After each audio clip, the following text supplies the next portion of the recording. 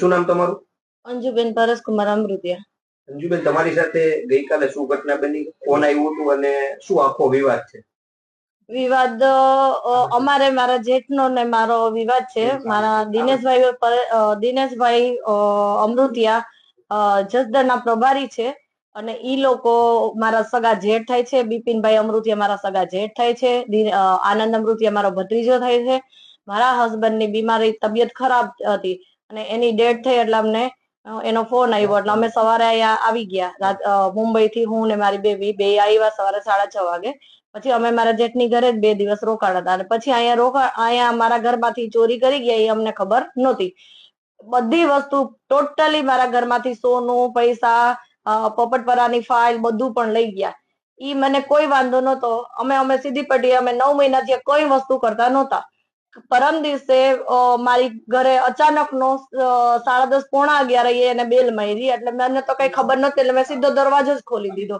ખોલ્યા ભેગો 3 જણા ઉભા હતા. બિપિન અમૃતિયા, આનંદ અમૃતિયા અને એનો ફ્રેન્ડ હતો જગદીશ. હવે ઈ 3 જણા દારૂ પીને આવ્યા હતા એટલે મેં સીધો જ મેં હાથ આમ કર્યો કે ભાઈ તમે અંદર ન આવો. એટલે મને ધક્કો મારીને કે ઘર મારું છે, તું પ્રોપર્ટી અને પાછું તું ને હું પ્રોપર્ટી ખાલી કર અને નીકળ. એટલે મેં કીધું ઈ જયારે થશે ત્યારે કોર્ટમાં બધું થશે. તમે અત્યારે એક કામ કરો, અત્યારે નીકળો, તમે દારૂ પીધેલ છે. ગાળ બધી એટલી હદે મને તો એટલી ટોર્ચર કરી એટલે મેં સીધો 100 નંબરમાં કોલ કરી દીધો કે મારા બહેસ નથી જોતી. મેં 100 નંબરમાં કોલ કર્યો. ઉપરથી 100 નંબર વાળા સાહેબ આવ્યા. એને કીધું કે બોલો બેન. એટલે મેં એને કીધું કે આ દારૂ પીને અત્યારે મને મારવા માટે આવ્યા છે એટલે તમે આને લઈને જાઓ. એટલે ઈ સાહેબે મને કીધું કે હાલો તમે લખાવો, તમે ત્યાં આવો અરજી કરવા. મેં હાલો આવું. તો ઉપરથી કોઈનો કોલ આવ્યો ઈ સાહેબ ને. કેનો આવ્યો એ મને ખબર નથી. એટલે મારા જેઠના બાબાએ કીધું અલિયો વાત કરો નહીં કે. એટલે ઈ સાહેબ બિચારા બી ગયા. એને વાત કરી એટલે એને એમ કીધું કે કોણ છે ઈ મને ખબર ના પડી. એને જી હતું ઈ એને ઉપરથી એટલો ફોર્સ આવ્યો. ઈ સાહેબે ઢીલું મૂકીને મને કે બેન તમે સવારે આવજો, બેન તમે કે સવારે આવજો. એટલે મેં કીધું હા સવારે આવીશ. એમ મારે કાઢવા હતા, બીજું કઈ નતું. મેં ઘરમાંથી એને કાઢ્યા. સીધી જ હું નાઇટ ડ્રેસ પહેર્યો હતો, કપડા બદલાવી અને પોલીસ સ્ટેશને ગઈ. મેં સર મારી યાર આ બનાવ બન્યો છે, આ મારવા માટે આવ્યા હતા મને અને નીચે ગાડી પાર્કિંગમાં એને લઈ લીધી. તો એનો પ્લાન એ હતો કે કોઈ તો એને ખબર છે આખા ફ્લેટમાં કે બધા વેલા સુઈ જાય છે. એને બધી પ્લાન ની ખબર હતી અને આની પહેલા સીસીટીવી કેમેરા ફૂટેજ 10 દી પહેલા બધો પ્લાન હતો. એને સીસીટીવી કેમેરા બહાર નાખ્યા. મારા ઘરમાં ચોરી કરતા કઈ એવું નહીં અને અમારા ફ્લેટ વાળા નહીં ને ખબર કે સીસીટીવી કેમેરા બરી ગયા છે. બિચારા બધા મને કે સીસીટીવી કેમેરામાં બધું આવશે, હાલો આપણે કાઢવા જઈએ. અમે નીચે કાઢવા ગયા ને તો ઓલા સીસીટીવી કેમેરા વાળા ભાઈને અમે બોલાવ્યા કે તમે જોવો તો કે આ કેમેરા. મને કે બેન આ તો બધું બરી ગયું છે. તો આ બધું પ્લાન સહિત થયું છે. મારા ઘરવાળાને દારૂ પીવરાવી અંદર કુછ નાખ્યું હોય કે ન નાખ્યું અમને ખબર નથી. બધું પ્લાન સહિત થયું છે. ઘરમાં સોનું કાઢી ગયો. આજ કયો ભાઈ એવો હોય? આજે આપણે પાડોશી મરી ગયા હોય ને તોય આપણે અંદરથી ફિલિંગ એવી આવે, રોવું આવી જાય. ભલે આપણે એને ઓળખતા હોય કે ન ઓળખતા હોય. એનો સગો ભાઈ લાશ પડી હતી હોસ્પિટલની અંદર અને ઈ બે કાકો દીકરો મારા ઘરમાં ચોરી કરતા હતા. મારી કિયા ગાડી લઈ ગયા.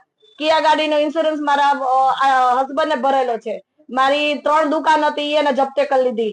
મારી પોપટપરા વાળી જમીનની ફાઇલ જપ્તે કરી લીધી. મારું 200 તોલા સોનું હતું ઈ એને જપ્તે કરી લીધું. મારા ઘરમાં 40 લાખ રૂપિયાના મેરેજ માટે રાખ્યો તો ઈ જપ્તે કરી લીધો. ઓનલાઈન સોલ વસ્તુ એને ઘરમાંથી ચોરી કરી અને લઈ ગયા અને ઉપરથી આટલો મને પ્રેશર કરે છે અને મને એમ છે કે મારવા માટે જ પ્લાન કરે છે. તમારી માંગ શું? અમારી માંગ એ છે કે અમને ન્યાય મળે.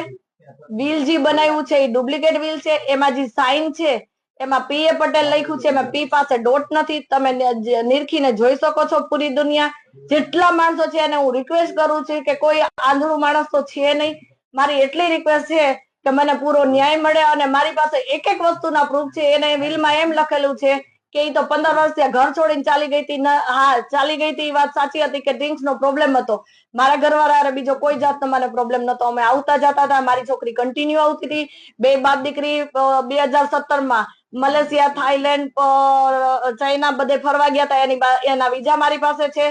બધું ટોટલી છે. મારી છોકરી 2021માં એને 9 લાખનો સેટ કરાવી દીધો. ઈ પણ મારી પાસે પ્રૂફ છે. કન્ટિન્યુ મારી પાસે એવા પ્રૂફ છે કે જેથી કરીને અમારા હસબન્ડને કોઈ વાંધો નથી. હું જયારે અહીંયા રાજકોટમાં આવું ત્યારે એરપોર્ટે મને મારા હસબન્ડ તેડવા આવે છે અને જેટલી હોટલમાં અમે જમવા ગયા ઇમ્પિરિયલમાં બધા અમારા જાણીતા છે, એને તમારે પૂછવાની છૂટ કે આ લોકો આવે છે અહીંયા જમવા, અમે કમ્પ્લીટ 2 માળાને કોઈ પ્રોબ્લેમ નતો, એને એવો કેમ દર્શાવ્યું કે વાંધો છે?